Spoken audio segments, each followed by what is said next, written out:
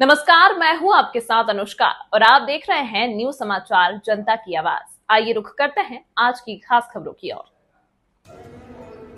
पूर्ववर्ती सरकारों ने रोहिणी आयोग की रिपोर्ट पर कोई बात नहीं की, सुभाष इसे लागू कराएगी, अरुण राजभर।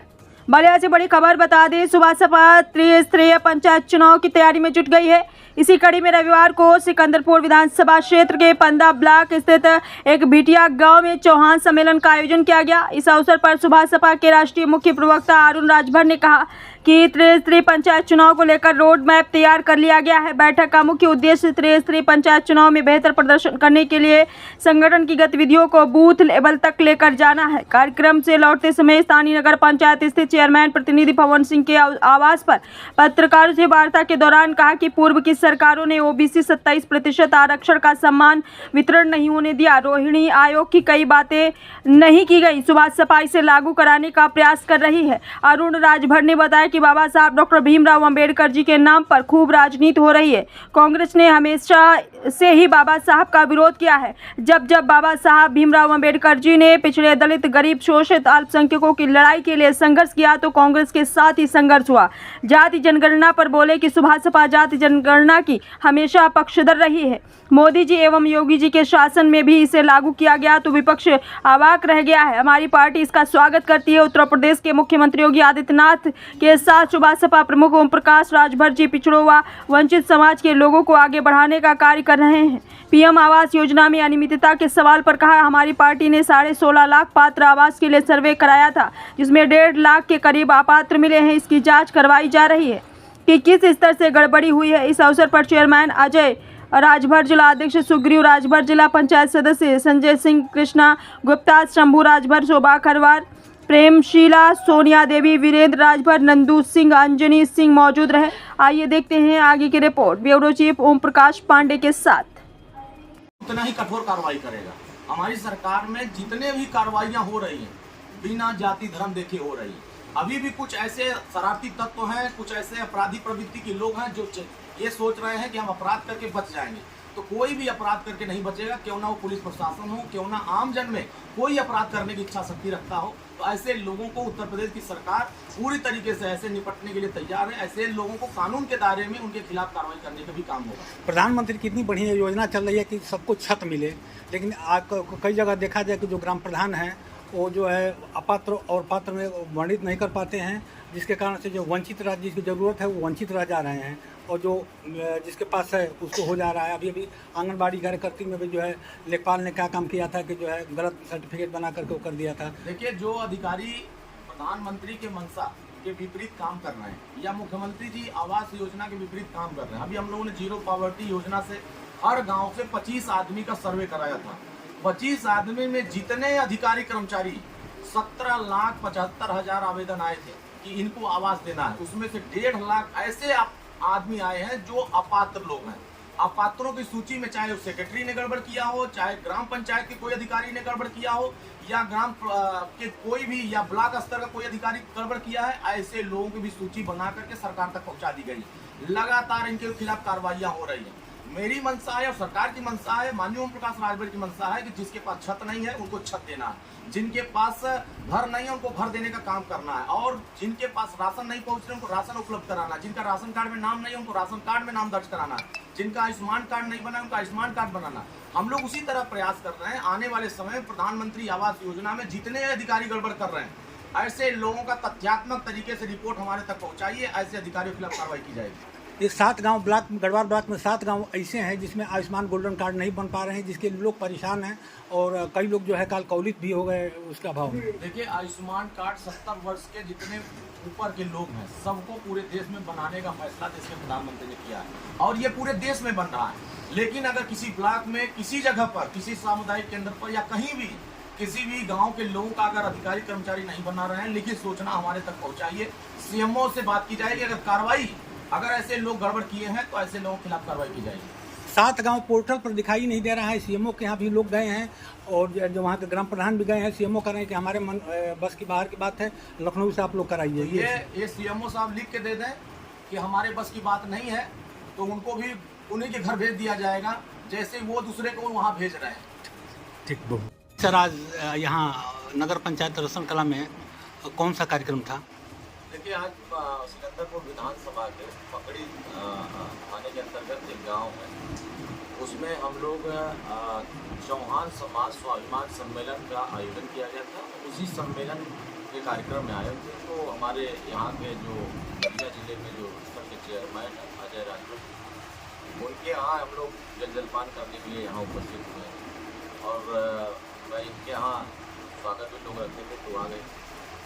अगले साल त्रिस्तरीय पंचायत चुनाव कार्यक्रम है, उसके बारे में थोड़ा सा आप क्या कहना चाहेंगे? भारतीय समाज पार्टी पूरी तैयारी बना चुकी है। त्रिस्तरीय पंचायत चुनाव में हमारे सभी कार्यकर्ता इस बार पूरी मजबूती के साथ खड़े हैं। पिछली बार हम लोग बलिया में सबसे ज़्यादा सीटें जीते थे। अब इस बार लक्ष्य है कि इस बार अपना जिला पंचायत अध्यक्ष बनाए हैं और उसी दिशा में हम लोग सभी अपने छोटे बड़े कार्यकर्ताओं को लगा करके गांव-गांव हम लोग संगठन मजबूत कर रहे हैं और सभी समाज को जोड़ करके आगे त्रिस्तरीय पंचायत चुनाव में पूरी मजबूती के साथ, दमदारी के साथ हम लोग करने जा रहे हैं। और उसकी अभियान में हम लोगों ने आवेदन प्रक्रिया शुरू कर दिया है। जितने लड़ने वाले अभ्यर्थी हैं वो सभी लोग हमारे कार्यालय पर अपना आवेदन दे रहे हैं और उसी आधार पर जो जनता के हित में, जनता के बीच में जो सक्रिय रहेगा, जनता जिसको चाहेगी, भारतीय समाज पार्टी उसको टिकट देकर के उसको जिता करके अपना जिला पंचायत अध्यक्ष, यही नहीं पूरे उत्तर प्रदेश के 75 जिले में हम जिला पंचायत सीटें लड़ेंगे। हम अपना बीडीसी लड़ाएंगे, अपना प्रधान लड़ाएंगे और अपने प्रत्याशियों को जिताने का काम करेंगे। मोदी ने जातीय जनगणना जो किया है, जो कि सबसे पहले आपके जो सुप्रीमो हैं उनका पहले से भी मांग थी जातीय जनगणना, उसको आप कैसा देखते हैं? देखिए, ये वर्षों से स्वयं भारतीय समाज पार्टी की मांग थी और हम लोग लंबे समय से गांव से लेकर के सड़क तक, सदन से लेकर सड़क तक हर जगह हम लोग इस बात की मांग करते थे, जब तक देश में जातीय जनगणना नहीं हुई तब तक समाज के हर वर्गों को भागीदारी नहीं मिलेगी। और मजे की बात है कि आज़ादी के बाद से दशकों तक कांग्रेस पार्टी को देश की जनता ने मौका दिया था कि आप जातीय जनगणना करा करके देश के सभी वर्गों को भागीदारी दीजिए, लेकिन कांग्रेस पार्टी का मंशा ऐसा था कि वो पिछड़ों को विरोधी समझती थी, दलितों को विरोधी समझती थी। दलित में SC/ST का ये सर्वे करा करके रिपोर्ट अपने टोकरी में रख लेते थे, लेकिन उसको सामाजिक न्याय देना नहीं चाहते थे। और अखिलेश यादव जी उत्तर प्रदेश में उछड़ रहे थे, लेकिन 2012 में जब इनकी सरकार थी, 5 साल के लिए मुख्यमंत्री थे, 5 साल में 5 सेकंड भी जाति जनगणना का जिक्र नहीं किए और आज बड़ा उछड़ कूद के कह रहे हैं कि हमारे ऊपर श्रेय जाना चाहिए। ये एकदम जैसे श्रेय लेने की होड़ सी लगी है। ये बौखला गए हैं कि अब हमारे हाथ में अब बचा क्या, सब तो हाथ से निकल गया, क्योंकि देश में ऐतिहासिक फैसला हुआ। ऐतिहासिक फैसला वही कर सकता है जिसका इच्छा शक्ति मजबूत होगा। ना तो इच्छा शक्ति कांग्रेस के पास थी, ना समाजवादी पार्टी के पास थी, ना ही विपक्षी दलों के साथ थी। आज इच्छा शक्ति माननीय ओम प्रकाश राज ने दिखाया, इस सदन से लेकर सड़क तक और देश के प्रधानमंत्री तक जाके बात पहुंचाया कि देश में जाति जनगणना हो रहा है। और ये 1 दिन पहले एक निजी चैनल में माननीय ओम प्रकाश राजभर ने कहा कि 1 दिन नहीं, लेकिन 1 दिन जरूर जाति जनगणना होगी।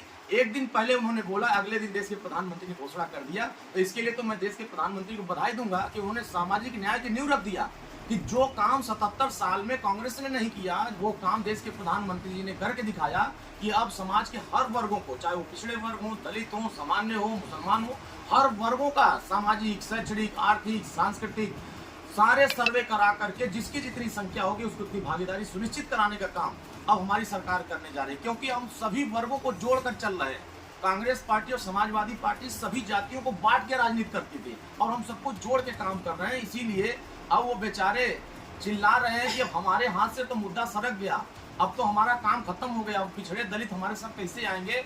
अब उसका तरकीब निकालने में लगे हुए, लेकिन इनके पास तरकीब नहीं है। क्योंकि अब जाति जनगणना होने के बाद रोहिणी आयोग की रिपोर्ट लागू होगी। क्योंकि आप भी रोहिणी आयोग के बारे में नहीं जानते होंगे, लेकिन अब देश के सामने यह बात रख रहे हैं कि देश के प्रधानमंत्री जी जाति जनगणना कराने के बाद रोहिणी आयोग की रिपोर्ट लागू करेंगे। जो 27% आरक्षण इसको बढ़ा करके 60% करेंगे, जो दलित वर्ग का 22% उसको बढ़ा करके आगे जितनी आबादी आएगी उतना करेंगे और सभी वर्गों को जिसकी जितनी संख्या उसकी उतनी हिस्सेदारी तय करेंगे। उसी के आधार पर कोटे में कोटा करेंगे। 60% में पिछड़े वर्ग में कोटे में कोटा बनेगा और मजबूत पिछड़े वर्ग को एक तरफ, कमजोर को एक तरफ और एकदम कमजोर को एक तरफ। दलित में जो मजबूत है उसको एक तरफ, जो दलित में कमजोर है उसको एक तरफ और जो एकदम दलित कमजोर है उसको एक तरफ। 3 कैटेगरी में बांट करके रोहिणी आयोग की रिपोर्ट लागू करा करके हम इस देश में तमाम जो वंचित वर्ग थाने पर, तहसील पर, ब्लॉक पर, मुख्यालय पर अपने बेटा बेटी की भागीदारी नहीं करा पाए, शिक्षण संस्थानों में नहीं करा पाए, धार्मिक स्थानों पर उनकी भागीदारी नहीं हो पाई, राजनीतिक भागीदारी नहीं हो पाई, उस भागीदारी को कराने का काम हमारे देश के प्रधानमंत्री और माननीय ओम प्रकाश राजभर जी आने वाले समय में, आप देखिएगा अभी तक एक बार भी जाति जनगणना जब से घोषणा हुई है तब से रोहिणी आयोग की रिपोर्ट पर कभी चर्चा नहीं की है। आप पूछिए समाजवादी पार्टी के नेताओं से कि रोहिणी आयोग की रिपोर्ट क्यों नहीं लागू होनी चाहिए, क्योंकि विरोध करते हैं। जब 3 अक्टूबर 2013 को इलाहाबाद हाई कोर्ट ने फैसला दिया कि आरक्षण का लाभ अकेले यादव, अहिर, ग्वाल, ढड़ोर उठा रहा है, इसमें दलित में चमार, जाटव, धुसिया उठा रहा है, इनके आरक्षण पर रोक लगनी चाहिए, तो ये समाजवादी पार्टी और कांग्रेस पार्टी इसका विरोध किए थे कि नहीं, रोक नहीं लगनी चाहिए। ओम प्रकाश राजभर ने कहा कि राजभर का, चौहान का, पाल का, प्रजापति और तमाम अति पिछड़े अति दलित वर्ग के हैं, इनको भी सिपाही दरोगा, बाबू चपरासी बनने का मौका मिलनी चाहिए, लेकिन इन्होंने नहीं बनने दिया, इनको भागीदारी नहीं दिया। तो अब देश के प्रधानमंत्री के साथ हम लोग मिल करके सभी वर्गों की भागीदारी सुनिश्चित कराने जा रहे हैं। अब इनको आने वाले समय में ये मुद्दा विहीन विपक्ष हो जाएगा, इनके पास कुछ बचेगा ही नहीं, ये एकदम पूरी तरीके से जनता के बीच से खारिज हो जाएंगे। तीसरी बार हम लोग उत्तर प्रदेश में सरकार बनाएंगे और बिहार में 2025 लास्ट में चुनाव होगा, वहां भी बहुमत से सरकार बनाएंगे। दलित प्रेम का जो है एक नमूना वहाँ लखनऊ में देखने को मिला, जो आधा चेहरा संविधान निर्माता अम्बेडकर जी का था, आधा पूर्व मंत्री अखिलेश यादव जी का था। उस बारे में आप क्या कहना चाहेंगे? बाबा साहब का अपमान, बाबा साहब इस देश में संविधान निर्माता थे और उस देश में हमेशा दलित, वंचित, पिछड़े, गरीब, कमजोरों को न्याय दिलाने के लिए संघर्ष करते थे। श्री अखिलेश यादव जी तो दलित समाज की बात करते हैं, जब इनकी 5 बार की सरकार थी, 4 बार सरकार थे, 5 साल के मुख्यमंत्री थे, तो बाबा साहब भीमराव अम्बेडकर को भूमाफिया बताते हैं। बाबा साहब अम्बेडकर के जो अम्बेडकर पार्क बना हुआ था उनके नाम पर, उस अम्बेडकर पार्क को खत्म करके वो कब्रिस्तान बनाना चाह रहे थे। अम्बेडकर के नाम पर चलने वाली योजनाओं को बंद